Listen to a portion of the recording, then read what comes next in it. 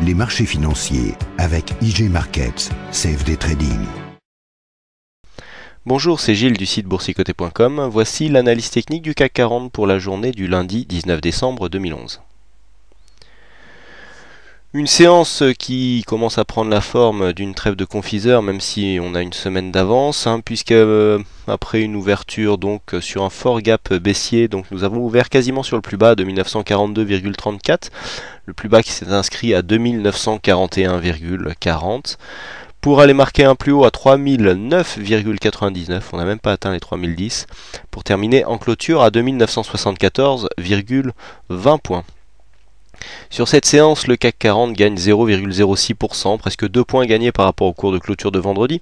C'est donc une séance qui, du point de vue des chiffres, est dans une certaine stabilité, mais qui, du point de vue chartiste, nous amène énormément d'informations, mais nous y reviendrons tout à l'heure. Au niveau des indicateurs, nous avons un RSI qui continue à descendre légèrement, là, petite phase de stabilité depuis 2-3 séances. Le stochastique qui termine donc son signal baissier puisque l'indicateur arrive lui-même en zone de survente. Le MACD qui est toujours en évolution négative mais qui commence un petit peu à faiblir avec une forte baisse des volumes, donc suite à la séance des 4 sorcières donc qui signait pour beaucoup la fin de l'année boursière, et bien beaucoup moins de volume, et c'est donc ce qui nous attend, ce qui est à prévoir sur les 2 prochaines semaines, puisque en général donc entre les 4 sorcières donc de décembre et le début de l'année, en général, il ne se passe pas grand-chose, sauf que bon, il suffit qu'on le dise pour que de forts mouvements apparaissent. Donc petit volume, mais qui s'explique plus par la période que vraiment par un point de vue chartiste, avec une volatilité dans la moyenne. Alors d'un point de vue chartiste, justement, nous avons cette bougie qui ouvre quasiment sur son plus bas, sur un fort gap baissier. Donc le gap ici est comblé dans la matinée. On a cru à un moment que le signal allait se retourner, mais bon, en fait on est redescendu. Alors des choses très intéressantes, déjà un gap baissier comblé. On a encore une fois franchi cette zone ici des 2970-65 sur un gap baissier, mais cette fois-ci le gap a été comblé et en clôture la zone a été préservée. Du point de vue de la tendance, nous pouvons constater que les plus hauts et plus bas sont toujours plus bas que les précédents. Nous restons ici à l'intérieur de ce trend baissier. Vous voyez qu'on est venu pas loin ici chercher la résistance baissière. On aurait pu monter jusqu'à 3020, 3018, 3020, mais les Wall Street a bien aidé en fait et a entraîné les marchés européens dans leur chute. Donc nous revenons clôturer ici sur cette zone. Alors il ne s'agit pas d'un marteau inversé, puisque malgré le fait que nous ouvrions quasiment ici sur le plus bas, qu'on ait une belle ombre ici, pour avoir un vrai marteau inversé, il faudrait que l'ombre ici, l'ombre haute, soit 2 fois plus grande que le corps. Quoi qu'il en soit, cette bougie signe quand même une petite structure d'un possible retournement. On s'approche ici de la résistance baissière, on vient ici ouvrir sur un plus bas, on n'arrive pas, les vendeurs n'ont pas réussi à enclencher ici un mouvement qui aurait pu continuer. Vous voyez qu'on avait du potentiel au niveau du trend. Donc les vendeurs auraient pu pousser encore un petit peu. On a ouvert très très bas, on a coté entre 2910 2920 il me semble sur la cotation future, un petit peu entraîné par les clôtures rouges de l'Asie, notamment tout ce qui se passe un petit peu en Corée. Et puis les cours à l'heure d'ouverture du cash ici se sont été autour des 2940 points. Donc on aurait pu aller beaucoup plus bas, puisque des cotations en pré-ouverture sont souvent retestées sur le cash. Là il n'en a pas été ainsi. Donc ouverture ici, on est venu se racheter, on est monté assez rapidement, on est revenu ici sur cette zone des 2970.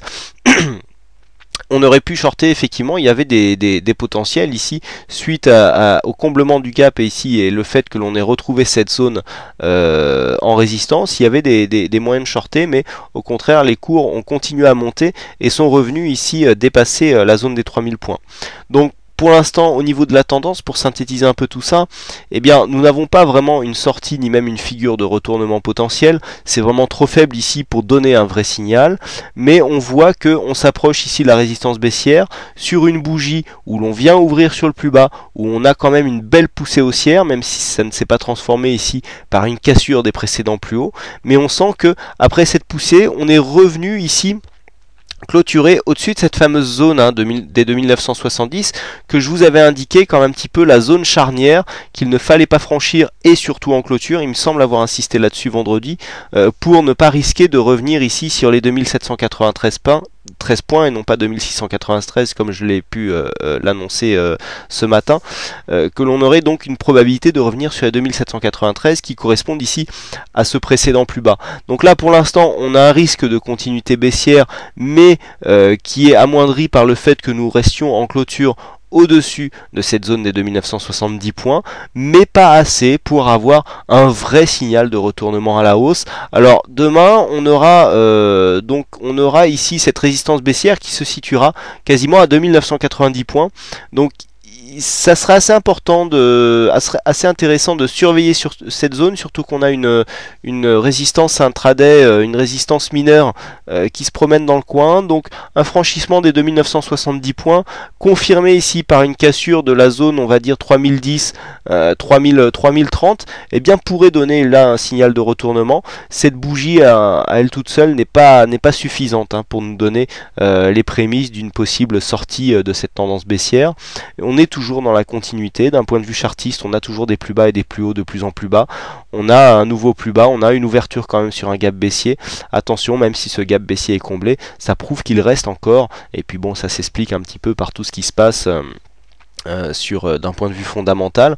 On a encore une pression vendeuse qui s'exerce, et donc on ne peut pas à proprement parler sur cette bougie d'un vrai signal de retournement. Voilà ce que l'on peut dire donc sur cette analyse technique, dont les points à surveiller pour demain. Donc ici zone 2990, 2970 relativement neutre. Petit prémisse haussier entre 2990 et 3020-30 points. Au-dessus de 3030 points, bien entendu, on visera l'objectif des 3060. Et puis en cas de cassure dans un premier temps des 2970-65, première alerte, avec une alerte fortement baissière en cas de cassure des 2940 points. Vous voyez que si on reste dans le trend, on peut très bien venir rejoindre ici la zone des 2890 sans pour autant marquer un mouvement d'exagération par rapport à cette tendance baissière.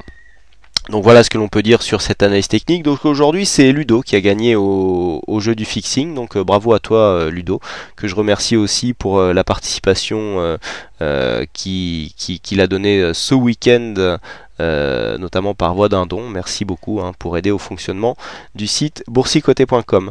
Voilà, je vous remercie à toutes et à tous pour votre attention, pour vos nombreuses visites sur le site et pour votre fidélité. Quant à moi, il ne me reste plus qu'à vous souhaiter une bonne soirée, bonne chance dans votre aide, et je vous donne rendez-vous dès demain pour de prochaines analyses techniques en vidéo. Bonsoir à tous. Les marchés financiers avec IG Markets, CFD Trading.